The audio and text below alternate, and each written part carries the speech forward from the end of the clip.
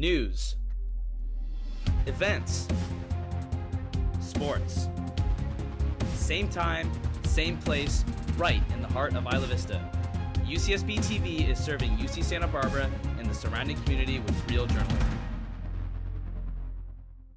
Hello and welcome back to UCSB TV, UCSB's only broadcast news station, bringing you all of the sports, news, and events you need to know in and around Isla Vista. I'm your producer, Alexandra Goldberg, and it's with a heavy heart that today's episode is our last show of the school year. We thank our viewers for supporting UCSB TV this year, and stay tuned for next fall where you can expect some similar faces and some new ones too. Again, UCSB TV is committed to bringing you real journalism on campus and amplifying our community voices. On today's episode, our sports reporters are bringing you their top 5 best moments in athletics from this school year. Then news reporter Zuri Wilson has the story on a Title IX lawsuit in the softball athletic department that just reached a settlement in the Central District of California court. But up first, Lot 22 is home to many bands and groups to practice in, but UC Santa Barbara recently issued a notice that any gathering in Lot 22 are subject to citation, stating that the only use of the space is to park a car. Pricila Flores spoke with students who are now at a loss for their practice space. On May 16th, a member of the Mexican dance group Raíces de mi Tierra posted an Instagram story of a sign in Lot 22 that read, quote, "Parking facilities are for parking only.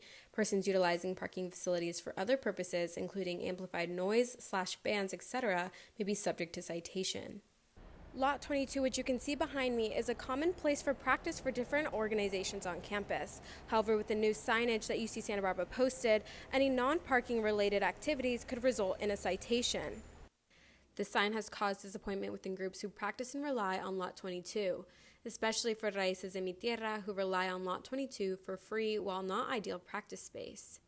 So we've been using Lot 22 to practice because the school does not provide us with any other space to practice, and as a dance group, it's really hard to practice when we have no mirrors in Lot 22, but it's our only option, and we can't even practice with our dancing shoes because the floor ruins the bottom of the shoes. So it's been really hard, and then for the school to be oh, you can't practice there anymore, only makes it more difficult because now we're stuck practicing elsewhere. A lot of the times we run into problems because it's okay, we can't hear our music over the band playing, or we can't use the space because the skaters are there, so we have to reschedule practice and stuff. So I think we talked to someone and they said that the dancing groups should be fine to keep dancing there, but because it's not their reign anymore and UCSB is taking over that issue, now we're all suffering the consequences of trying to get rid of any organization that practices in the lots. Like Raíces de mi Tierra, Lot 22 is a band that continuously plays there. However, they have not responded to the request to comment. Despite the space having been used for months by different groups on campus, through a statement to UCSB TV, UCSB has said that, quote, "Using a parking structure as a practice space places our students in danger and poses a risk to others who park in the structure. Parking structures are not approved for anything other than parking a car." Campus officials received multiple complaints regarding inappropriate use of the parking structure as well as noise complaints.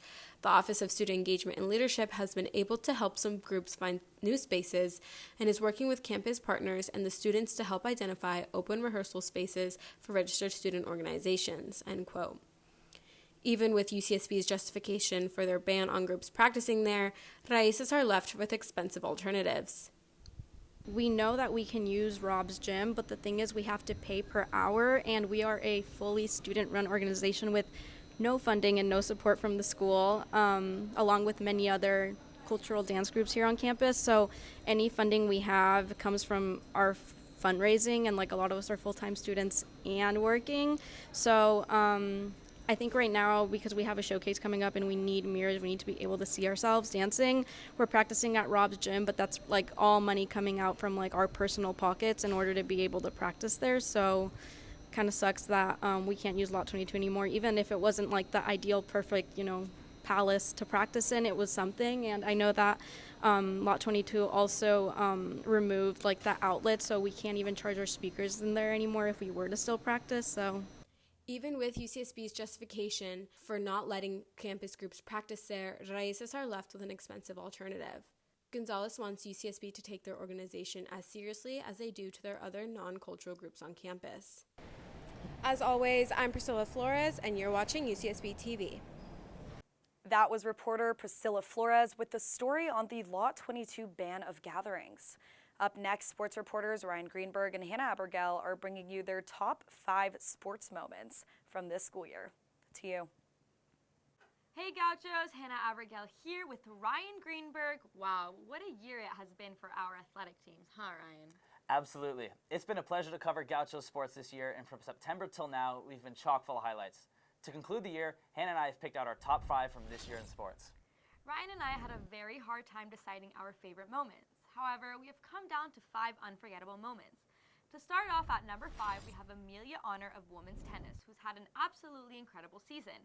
Just a sophomore, the Big West Player of the Year went 8-0 in Big West doubles, played this season en route to an NCAA tournament appearance for both singles and doubles. With still 2 seasons left, we're so excited to see what Amelia accomplishes here in the next 2 years. Coming in at number 4, we have Malin Lawrence and Samantha Banos of women's swim. Malin and Samantha went 1-2 in the 200 butterfly at this year's MPSF Championships. Malin took gold with a time of 1:58.18, and Samantha followed with a time of 1:59.53. The points that Malin and Samantha scored helped our women's swim team secure a 4th place finish at the MPSF Championships. Coming in at number 3, the UCSB men's tennis team achieved their best ever record by winning percentage, finishing the season with an outstanding 22-3 record. They also gained their highest number of total wins since their legendary 1985 season. They emerged as champions, capturing the prestigious Big West Championship this year. Coming in at number 2, we have AJ Mitchell's ice-cold game winner at Hawaii back in January. With 5.9 seconds left on the clock and UCSB down 63-64, Josh Pierre-Louis inbounded the ball from the baseline to the top of the key to AJ. AJ then drove down to the right and sunk a layup with his left hand with 1.5 seconds left to take a 65-64 lead against a helpless Hawaii. The momentum from this electric win helped propel the Gauchos to a Big West Championship and an NCAA tournament appearance. At number 1, an unforgettable moment, Chava Aguilar of men's soccer scored a spectacular header with 12 seconds left in the 90th minute to secure victory for the Gauchos against rivals Cal Poly. The incredible play was witnessed by a record-breaking crowd at Cal Poly's Alex G. Spano Stadium, the 25th largest crowd in NCAA history. This whole year has been filled with incredible plays and accomplishment just like the one we've witnessed. It's been an incredible privilege to cover UCSB sports this year, and I can't wait to do it next year. And for one last time, go Gauchos. That was a great way to wrap up the school year, Ryan and Hannah. And now up next, a lawsuit was just settled in court over Title IX discrimination. A head coach and former assistant softball coach accused the university of salary inequality and Title IX violations. News reporter Zuri Wilson has that story. This past February, former softball head coach Bree Gallicino and former assistant coach Alicia Hendricks filed a lawsuit against UCSB for Title IX and equal pay violations. Title IX is a federal law signed by President Nixon in 1972 that protects against sex-based discrimination. This law also prohibits all educational institutions receiving federal funds from discriminating against women. Yet, in Gallicino and Hendricks' lawsuits, both coaches detailed the discrimination and inequalities between the salaries of UCSB's baseball and softball programs.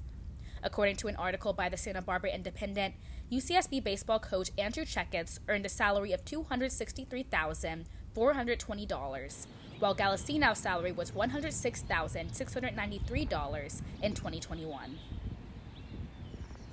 Gallicino's lawsuit also explains vast differences in the programs, expanding beyond salary, including discrepancies in coaching staff, support staff, equipment, apparel, and field maintenance.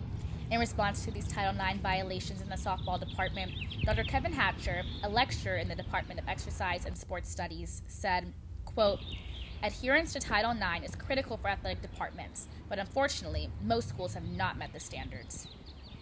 Dr. Hatcher further emphasized the importance of Title IX within the athletics department, noting, quote, "It's a civil rights law in terms of giving the underrepresented sex, in this case women, equal access to scholarships, facilities, equipment, etc. End quote. After Galassinow and Hendricks brought these discrepancies to interim athletic director Kelly Barsky and sports supervisor Brian Cornett in March, the university decided not to renew their contracts for the next year, effectively terminating their positions. Galassinow and Hendricks alleged this termination is retaliation for speaking up about the Title IX violations. At the time of termination, Galassinow had served as head coach for 15 years, and Hendricks had served as assistant coach for 6 years. At this time, the athletics department and the Title IX office at UCSB have declined to comment. As for the lawsuit, Galassinow, Hendricks, and the University of California officially reached a private settlement on May 19th, not disclosing the terms to the public. With UCSB TV, I'm your news reporter Zuri Wilson. I'll see you next time. That's all for this week, and thank you again for tuning in to UCSB TV. It has been such a pleasure to serve my community with UCSB TV, and the station looks forward to seeing you next year. Good luck on finals and have a relaxing summer. For the last time, I'm your producer, Alexandra Goldberg, and you're watching UCSB TV.